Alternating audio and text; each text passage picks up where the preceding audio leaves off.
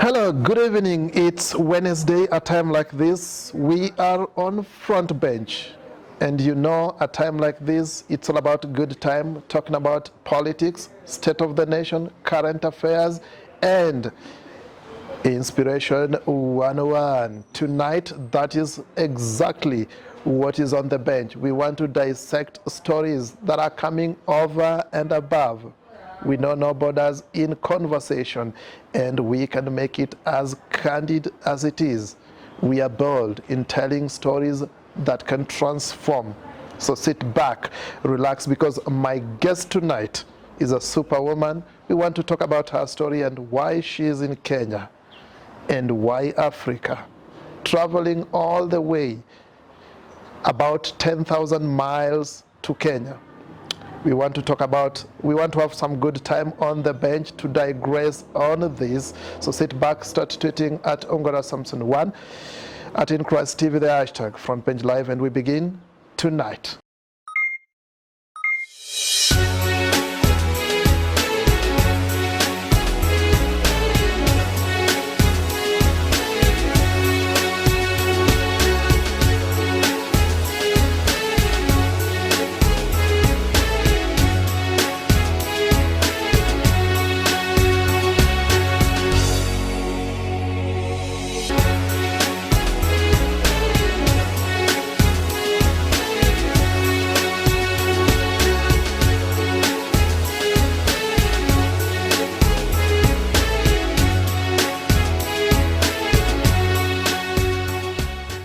Do keep sending your comments on 011508080220, and of course we'll be sampling them right here on Front Bench Live. We want to know how you feel about the program, and of course if you do have any question for Emily, do send them right here, because we want to sampling them right here on Front Bench. So Emily, thank you so much for creating time to talk to us on Front Bench.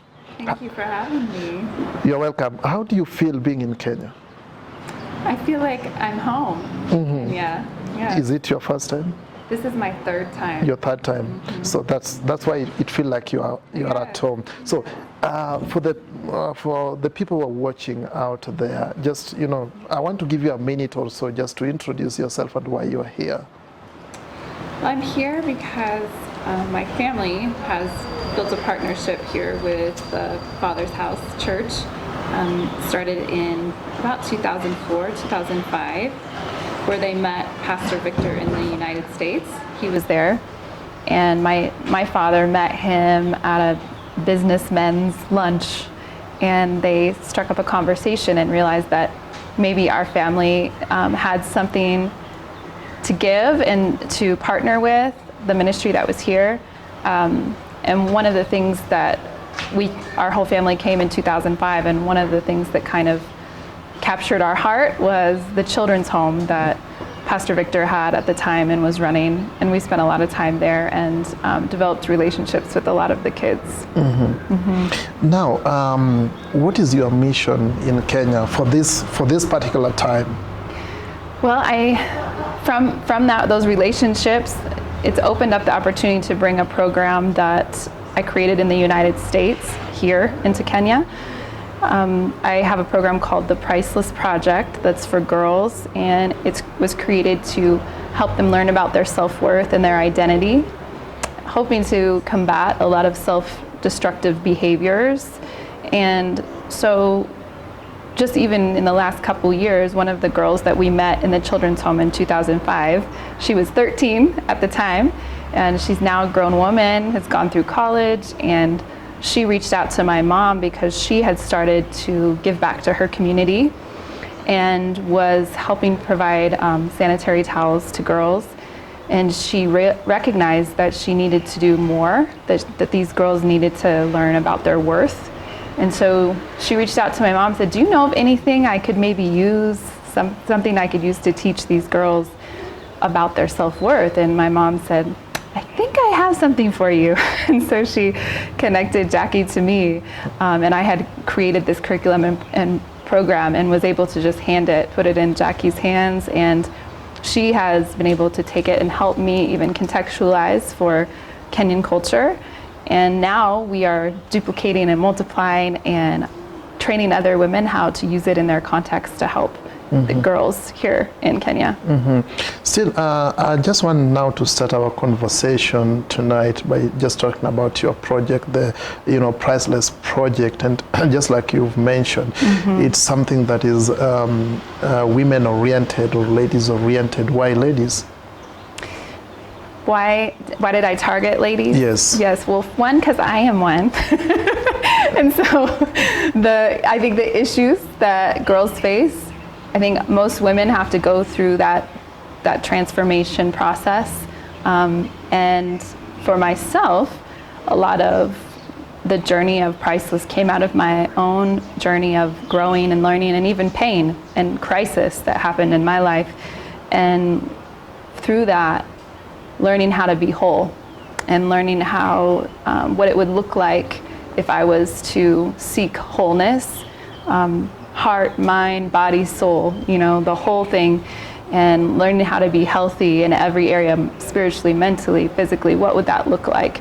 And so dealing with my own issues, seeing the issues of women around me, gave me just a burden to help maybe bring a piece to the table to help women in this area. And so I was inspired to start learning and got my degree, my master's degree in human relations, and did a lot of work developing the program for women, and it specifically ones that women face.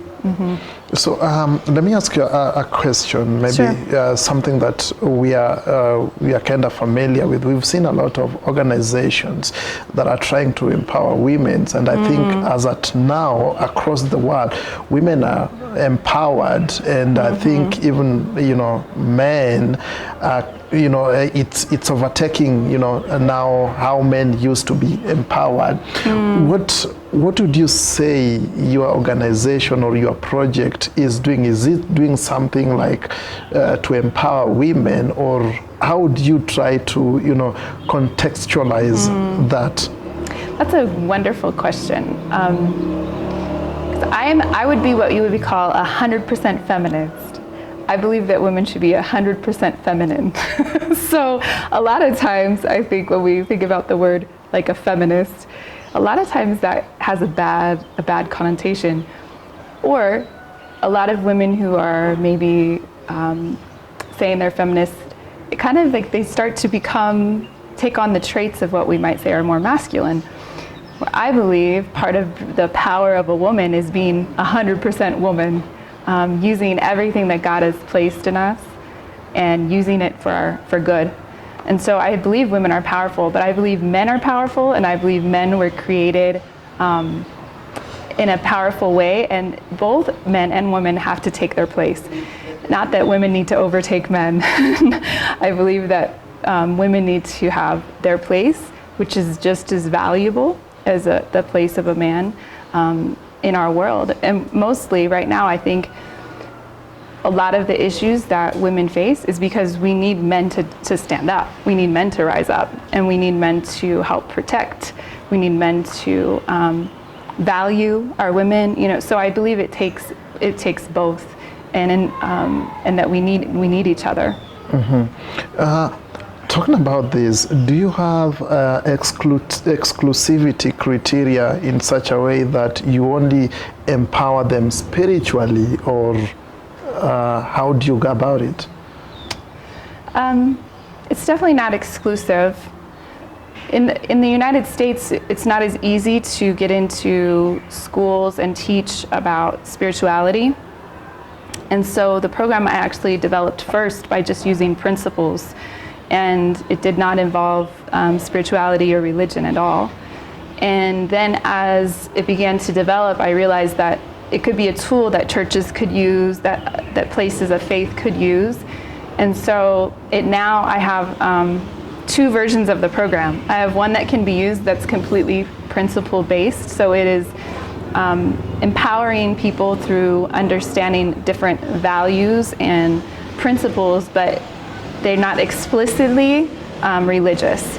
And then there's also a curriculum that you could use that is all faith-based, using the Bible. And they're both exactly the same, but one has the scriptures and one doesn't. So to me, I actually believe that we're spiritual beings, and so everything is spiritual, and everything ties together. So even as we're speaking to maybe just the principles that someone can learn and gain life, and maybe even be drawn to their Creator and to God just by learning those basic principles without ever using the name. So now let's talk about Priceless, and if you can just walk us through the journey of Priceless Project. Sure. The journey started for me in 2005, and I was right out of college and got my first job working for an after-school program, working with what we would call 5th and 6th grade, which is, I think, like 5th and 6th primary, maybe, in Kenya. So 5th and 6th grade, and I was in a small town where they were building a nursery for what would be called the high school, because so many girls were getting pregnant, and so they created a nursery for girls to take their babies so they could have them there and go to school. And for me, I know that's not a new problem, it happens all over the place, but for me at that time, when I was working with these 5th and 6th grade girls who would have been moving up to that high school, I could see the issues already in these 5th and 6th grade girls of how desperate they were to be loved, to be valued, to feel beautiful. You could just see desperation. And I think so much of that comes from the lack of fathers, the lack of righteous men in their life. And so they go seeking for it and looking to be found beautiful, looking to be found valuable by somebody. And so it just broke my heart. And I started dreaming up a program that would go into schools and teach girls about their worth and how to find that, and that it doesn't have to come from outside of themselves, but it actually comes from inside. It took many years of study and, like I said, my own journey of brokenness and dealing with my own issues and developing curriculum in my master's program, to then launching a program in the town where I lived for a nonprofit organization. And we ended up being invited into the school system, and we started going into schools during the school day and teaching girls that they were priceless. And what we saw was the program wasn't just transforming the girls, it was transforming those who were teaching it. It was transforming schools and environments. We were being told that the girls were starting to be more kind to one another. And what we call in the United States girl drama, the drama was going down, all the issues that maybe girls fighting and, things like that at school, talking bad about each other, it all started to go down. And that program ran for several years very successfully, still running in Oklahoma. And then I ended up having to move on to another job, and that job now, it's taken a long time, but they've now published all of my curriculum. They've paid for it. They've hooked me up with what they call their high school ministry and partnered with me.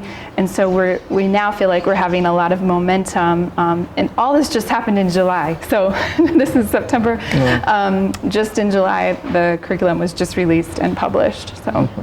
Now, about 17 years since the conceptualization of this, what are some of the things that you'll identify as the mega achievements, and some of the things that you'd identify as the major setback during your journey? Yeah.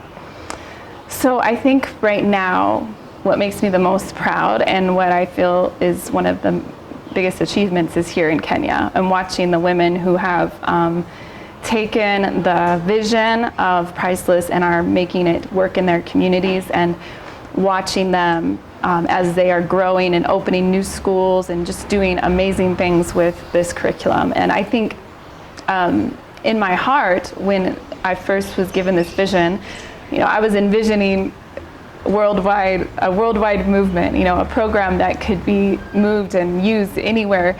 And yet, that's one of those dreams that maybe is a bit scary because it feels like it's too big. And so I think that watching Kenya and watching it happen and watching it multiply has been extremely inspiring to me. And there's been a lot of days where I wanted to quit, where I was done, where I even felt like maybe I've moved on, maybe I've evolved, maybe this isn't what I want to do anymore. Because I was stuck in that in-between stage where it felt like nothing was happening. There was a long, almost 5.5-year period from the time where I was having a lot of success with the program in the United States to a time of just waiting, where it was a lot of behind-the-scenes work, developing curriculum, design, there's an app that's been created, and all of that took years, like years and years of designing and work and waiting. And I think there was just a lot of days where I just felt like I was Noah building an ark, and there was no one and there was no rain. Yeah. And so I think in those 5 years, I wanted to quit several times because I just felt like maybe a little bit silly, like why am I doing all this? And I can remember distinctly one day where I was just feeling so disappointed and down about everything. And all of a sudden my phone rang, and it was a call from Kenya. And it was Jackie here, and she just got on the phone and she started telling me all these things she wanted to do and some new ideas she had and some new people she wanted to contact. And she inspired me to keep going, that there's people that need this, there's people who are desiring this, and it changes lives, and to keep going. And so I think the waiting, like you said, the 17 years of a lot of days where I didn't want to, I felt like the process was too long, and feeling that nothing was happening, and has been one of the hardest things, just the waiting. Mm-hmm. Now, working for humanity sometimes is something that, you have to commit to, and you want to see things, happening the way, you expect. And most of the time, if you don't see them happening as you planned, sometimes you feel broken in a way. How do you find that maybe sometimes when you feel like something is not going right? How do you find that, and how, probably you take it? How do I find it now when I see something that doesn't look like it's going right? Yeah. Say that for me one more time in another way, maybe. Well, maybe at times like you're working with people, and most of the time with what you are doing with your project, you just, there is a journey that you ever wanted to walk step by step. Mm-hmm. And maybe sometimes there is a step there whereby you feel there's a lot of setback. Mm-hmm. And you can't just cross, because you can't just jump over because there's a lot of setback, but you have to walk that step. Yeah. How do you feel most of the time in such scenarios? Mm-hmm. How does that make you feel? Yeah, I had a couple moments where you want to feel two things. You want to feel like it's worth it. You want to feel like the time, the energy, the dream, the vision is real. I know it's real. I know it's been given to me and it's worth it. But then there's been times where I've definitely felt, I think I'm just done with this. And I had actually a distinct moment where an organization I'd been working with for several years decided they were going to move on from my content. But the way that, in my program, the way that they did it was kind of very hurtful, the way that they approached me. And I remember having, I had a couple days because my husband took our kids to his mom's. And during that time, I just did some deep soul searching, trying to figure out, what do I want, and what is my vision, and who am I, and how does this all fit? And it was during that time that I realized that I was not the Priceless Project. I was Emily French. That's who I am. No. And I wanted to lean into all of who I am and not allow the project, its success, its ups and downs to define me. But and that I had more to offer than just that, and I knew that, And so I was growing as a woman, and I felt like I had more to give, more to teach, more I wanted to do. And so I think that was kind of a revolutionary moment where I decided, no, I'm just going to be Emily, and this can come along if it wants to, but I'm going to just be me. And that has been a really big growth step for me in allowing the project not to become my identity. Yeah. Wonderful. Now, let me, maybe as we wind up, I just want to ask you what actually, from how you evaluate what you've done, what is your footprint across the world? You started this in the US, and you are in Kenya. Are there any other places that you are doing this? Not yet.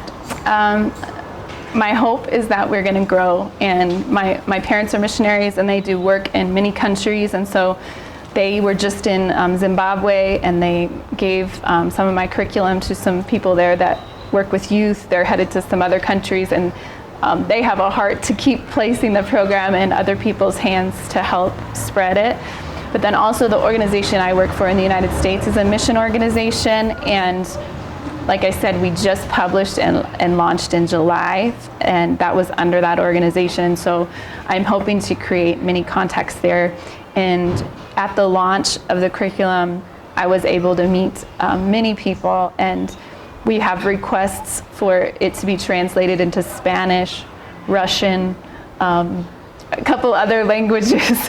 And so I'm hoping that eventually we will see that there's priceless projects popping up all over the globe, and people learning, women, it's particularly learning about their worth and their value.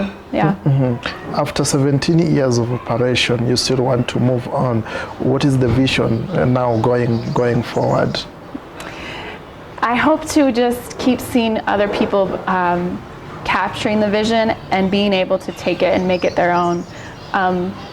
Part of who I am is I'm a music minister, and I love speaking and teaching, and so I know that I have other things I want to offer, but I know this is a tool that can be placed in anyone's hands, and I would love to connect with people who they already have the passion, maybe they already have a platform, they have a vision, maybe somehow it already connects with what they have in their heart, and simply just give them another tool to use, to build with. And it's very easy to just pick up and run with, and so that's what I would love to see. I would just love to be able to give it away and give it away. Most of the time before, any time we sit down on front bench and before we conclude our discussion, we always give people just a few minutes just to, talk to people, just a parting shot. I want you to look at that camera over there and maybe just say a parting shot, how you would probably, something that you'll say to ladies, and maybe something that you'll say to everyone out there. Okay. Well, thank you so much for having me, and if you are interested in being involved in the Priceless Project, I would love for you to reach out. And I just wanted to remind anybody who is listening, any women, any girls, that you've been made and crafted and created in a beautiful and marvelous way, that you have infinite value and unrivaled uniqueness, and there's a gift inside of you that the world needs. There's a purpose, there's something inside of you that the world needs, and I just want to ask you to bring it, because you are part of the answer. So thank you. Well, that is so insightful, and maybe you've talked about people who want to reach out to you, or maybe just how do people contact you? Do you have a website, or maybe people can find you also on Facebook? Yes, yeah. So the website is iampriceless.me. So iampriceless.me, or you can find me on Facebook, The Priceless Project, Instagram, The Priceless Project. All right, that's so wonderful. It has been a pleasure having you and talking to you. It's a great story. Like for 17 years, there's a time I had a conversation with my colleague from the US, and she was telling me like it's one dream that she has held on to for over 30 years, but by the time it came, she knew it was exactly what she was looking for. Yes. Such a wonderful time talking to you. Thank you. We hope to have you, some other times, just continue talking about this, just to inspire people Thank you so much. Thank you. It's a pleasure having you. Thank you. So it has been Front Bench Alive, and of course we are grateful that you've just turned us on. If you have a comment or maybe a question, do send them in to the number scrolling below. So keep tweeting at Ongara Samson 1. RN Christ TV, the hashtag is always Front Bench Live. Till next week, good night, good luck, God bless.